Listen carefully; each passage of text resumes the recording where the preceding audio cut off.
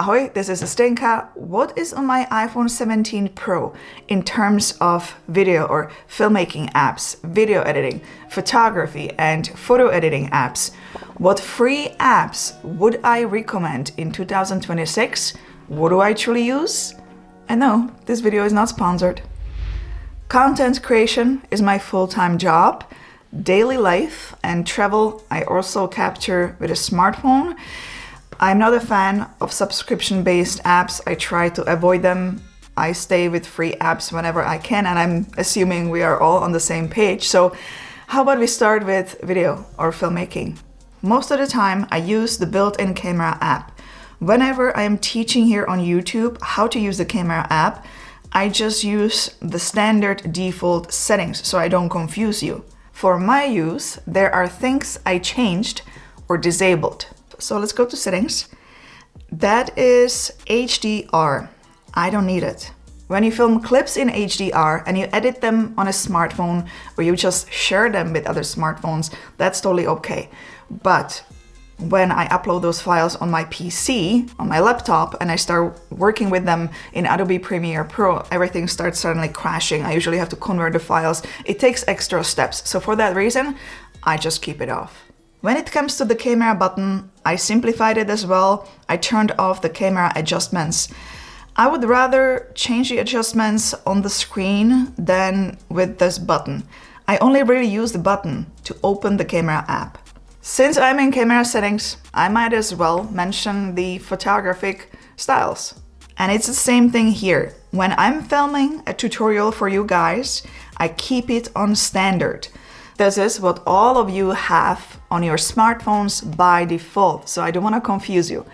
If I film a tutorial in my own styles, in my own looks, and then you try to recreate it, you might wonder why you're not getting the same result, why the video looks slightly different. So that's why I keep it simple. So my preferred photographic style is amber, but I customize it. I'm trying to match the look from my other cameras. So I bring the tone down a bit and bring the color up a bit by dragging it to the right. Most of the time, I just film in plain video mode, always in 4K, 24 frames per second. Once in a while, I switch to cinematic, especially if I'm filming myself. If the video is going on YouTube, I will also attach an external microphone 100%. Clear audio is very important. People tend to click away if there's an echo or it just sounds bad. I really appreciate the new feature in selfie mode where you hold the phone like this and then you just hit this icon and suddenly you're filming yourself in landscape mode. Now it feels very comfortable to hold, and being an introvert, when you're filming in public places, it looks like you're on a call. It doesn't really look like you're filming. The built-in camera is very basic and it is best for filming on the go, run and gun, and vlogging. You don't need anything complicated. If you want to step up the game slightly, to have a little bit more control over camera settings, but still use fairly simple app, then I would recommend another free app, Final Cut Camera. It's made by Apple. The majority of the app is free, but they offer a subscription to the Creator Studio. I don't have it, I don't need it. There are controls like zoom, white balance, exposure, and manual focus. And here you can also do landscape mode with selfie camera. There are some additional tools in the settings, but where the app comes in handy is the multicam feature that allows users to wirelessly connect up to 4 iPhone or iPad devices running Final Cut Pro, acting as a live synchronized multi-camera production studio. If you really want to step up the game and control absolutely everything, then free Blackmagic camera app is the way to go. This is what I use besides the built-in camera app. I have created a detailed tutorial explaining how to use the app. I'll link it below. I'm still really amazed that this app is actually free, and from what I heard or from what I read online, they are all about keeping it free to the future. There is a bit of a learning curve. You need to take the time to get to know the app as it really has an extensive amount of controls. I use this app whenever I'm filming with add-on lenses, such as anamorphic lens. If I'm going to use such lens, I will set up everything manually all the way. So these were 3 free video or filmmaking app choices. Let's jump into video editing. When I filmed a clip that I need to quickly share or just upload somewhere, just a single clip, then I edit just in built-in camera app. The only controls I really need are selecting the beginning and ending of the clip and using audio mix controls if I don't have an external microphone attached. I don't do adjustments, filters, and cropping as I select exposure and frame the video before I even start recording. When I need to edit several clips together in one video, I use another free app, Premiere Pro. This free app came out last year in September. Just select your clips and start editing. I just noticed that they edit keyframes there, so it's being continuously developed. I have a tutorial on how to use the app. It's linked below. All the tools are free except for some AI tools like image to video or expand image. But again, I don't think that majority of us need them. Next is photography. Now, this is where I get a little bit picky, maybe a bit more complicated. This is what 20 years in business done to me.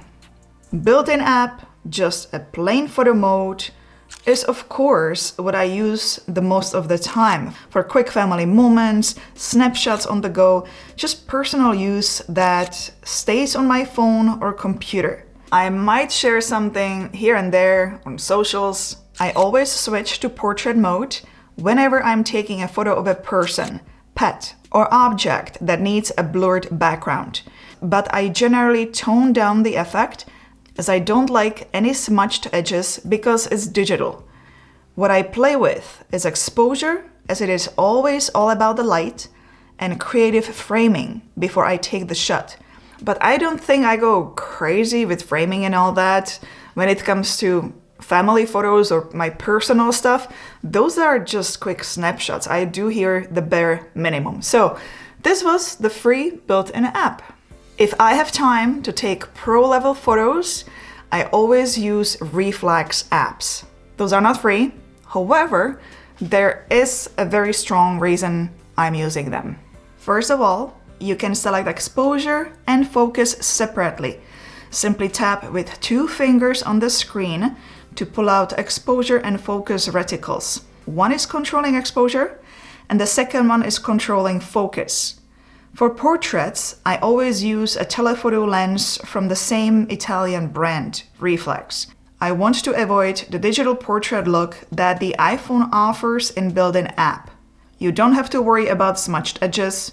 The results are simply amazing. The only downfall is that these add-on lenses, telephoto lenses, don't work in built-in camera app. You have to use third-party app. The Reflex Pro app has all the manual controls you would ever need for photography. I usually take ProRAW format photos. For quick photos, I just take everything in automatic mode because that's the beauty of taking photos with a smartphone. However, if I'm taking a series of photos, then I set up everything manually because I want to make sure that the exposure and all the settings are the same on all photos. It's just much easier to edit later on. The second lens I use for photography is the super telephoto that can be converted into a macro lens. I usually take the photos in automatic mode as again, I just want to enjoy the whole process of taking the shots with a smartphone. I'm still amazed by the results I got with a smartphone in this Reflex Pro app and add-on macro lens. The second Pro app I use is Re-Expose. This app lets you take long exposure photos. It has all the manual controls you need. I also have a tutorial on how to use this app. I will link it below. The only downfall for some of you might be that you have to use a tripod. They have another app for long exposure called Reheld that lets you take long exposure photos handheld. But I just prefer the tripod. If I'm going to take photos like that, then I want to get the most control I can get, the best result, the best quality. Rehealth is kind of in the middle between the built-in camera app, where you can do long exposure photos, and re-expose, which I like to use. You're not going to get results like these just with built-in camera app. And when I take long exposure photos, I generally don't use add-on lenses. I just take them with those 3 cameras/lenses.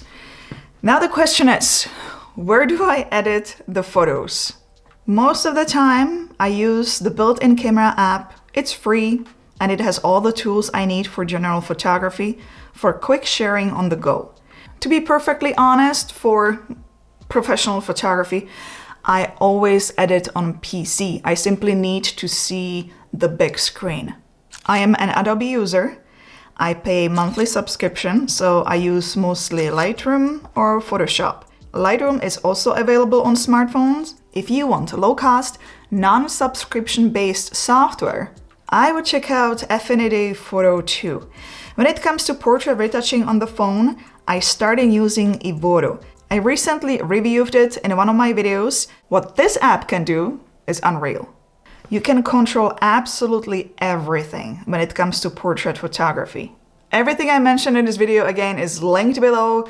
Give it a thumbs up if you found this video helpful in any way. Don't forget to subscribe for more, as more is definitely coming. And I'll see you in one of those videos next. Ciao.